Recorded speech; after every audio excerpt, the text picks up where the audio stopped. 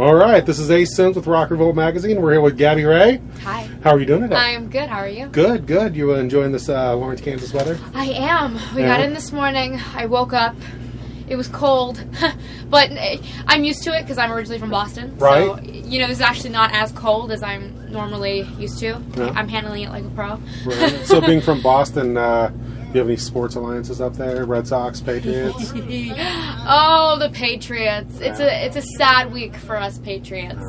I'm being strong. Right. Well, I'm a huge Red Sox fan, so... Yes, yeah, Red Sox. Absolutely. We're actually going to Fenway this year for David Ortiz's last year since he's retiring. Yeah. So, yeah, I'm looking forward to it. So, you've been in the music industry for whatever, your whole life? Since you were 7, I think I saw? Yeah, I started professionally when I was 7. Right. So really... Because people laugh, and they're like, well, how long have you been doing this? I'm like, for years. They're like, how long can that really mean? You're only 17. Right. I'm like...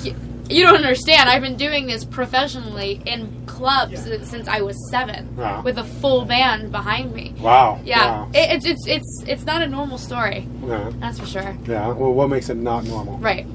I've been doing it for a long time. Yeah. Yeah.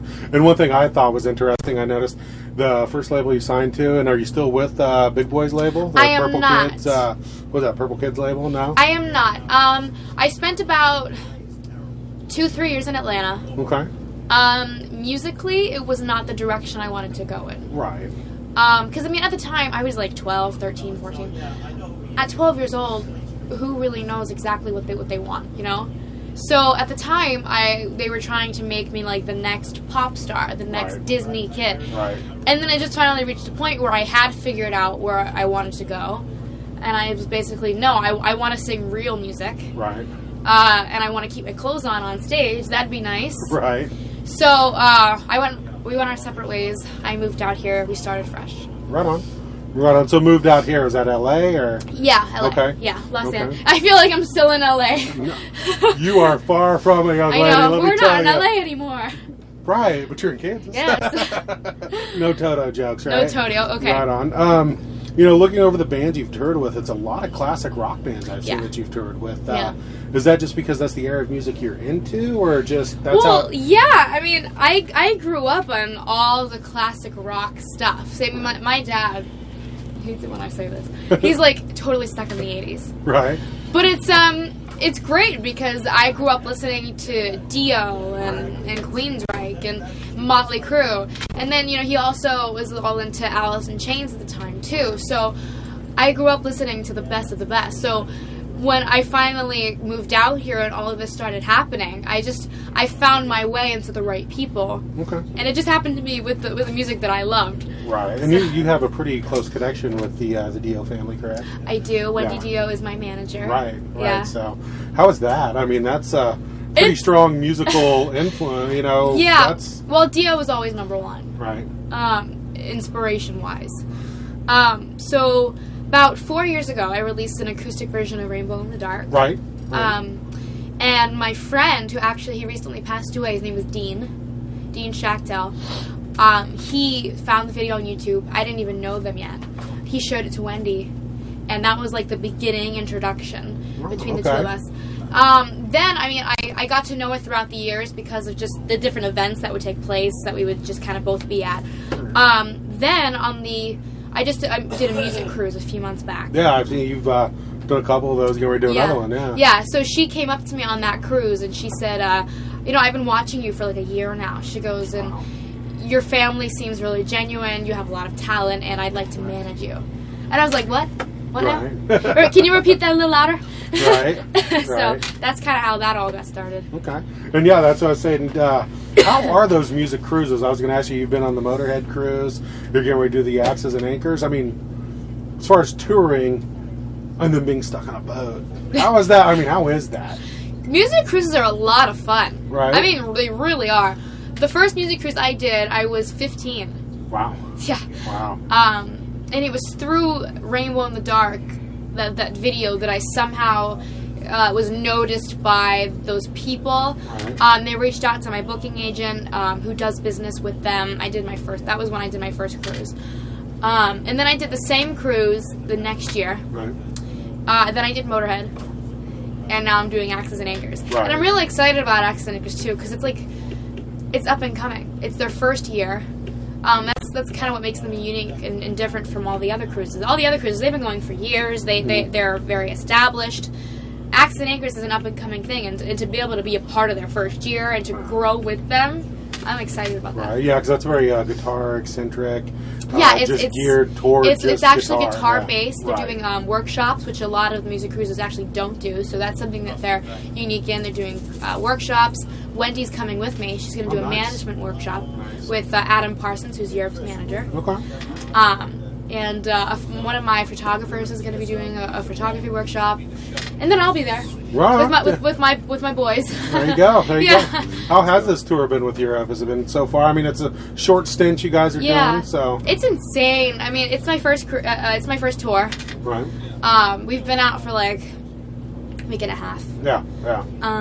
And it's a lot of fun. Is it? I'm doing like a lot of the things that people are like, well, you're going to do this on tour and you're going to get to do this, and I'm making sure I get it all done. Right. So I could say, I've done this, I've done that.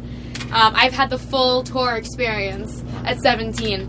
So the only thing I'm waiting for someone to fall asleep in the lounge so I can Sharpie them. That's something that has not been accomplished. No. Who do you think will be your target? Do you have an idea of who that might be? Oh, my guitar player, Tony. Really? Oh, he's getting full makeup.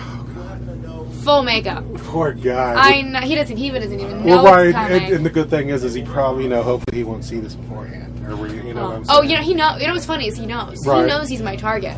He's looking behind him everywhere he goes. No, but seriously, the first tour is like a really good thing. Wow. Being able to go to different cities night after night, and every night say thank you a different city is just really awesome. Do you ever feel nervous you're going to say the wrong city yet? Well, now that you mention it, right. I mean, it is a whirlwind. It is a whirlwind, Wichita, right? aren't we? Right. Yeah, Wichita. Yeah, right. Remember don't that. you dare. It actually has been a fear of mine, so I haven't messed it up yet. Right on. I'm very aware of my surroundings, but I feel like there's going to come a point where I'm either going to have to start writing it down in big Sharpie on my set lists, or turn around to somebody and be like, where are we? Where are we? Thank you, Malibu! Right. Yeah. And then I see after this, you're actually going to be heading over to Switzerland. Yeah, in June. How's that? Are you excited It's a for big that? rock festival in Switzerland. Yeah. Doro is headlining. Okay. And it's me and a bunch of other bands. My first time in Switzerland. My first time going that far out of the country. Right. Because, I mean, I've done the Bahamas, obviously, but come on. Yeah, that's a ways. That's Yeah. a ways. You like flying? You have a fear of flying? I don't have a fear of flying. The only part of flying I don't like is takeoff.